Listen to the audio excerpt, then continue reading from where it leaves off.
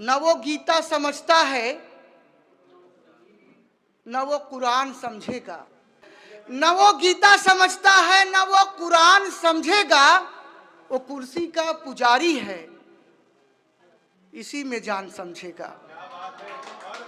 न वो गीता समझता है, न वो कुरान समझेगा। वो कुर्सी का पुजारी है, उसी में जान समझेगा।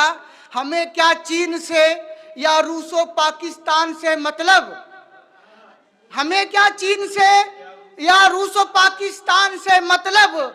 हमारे दर्द गम को सिर्फ हिंदुस्तान समझेगा। हमें क्या चीन से या रूसो पाकिस्तान से मतलब, हमारे दर्द गम को सिर्फ हिंदुस्तान समझेगा। मोहब्बत करना तू भी सीख लेगा एक इंसान से, मोहब्बत करना तू भी सीख लेगा एक इंसान से, अगर तू भी कभी भगवान को भगवान समझेगा। न वो गीता समझता है, न वो कुरान समझेगा। बहुत शुक्रिया, बहुत शुक्रिया सलीम भाई,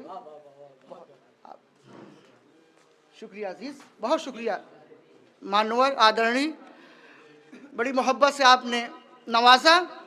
सोशल मीडिया एक राह शैतानी है ऐ रहबर, ये सोशल मीडिया एक राह शैतानी है ऐ रहबर, जो है इसका पुजारी कब खुदा की शान समझेगा। जो है इसका पुजारी कब खुदा की शान समझेगा।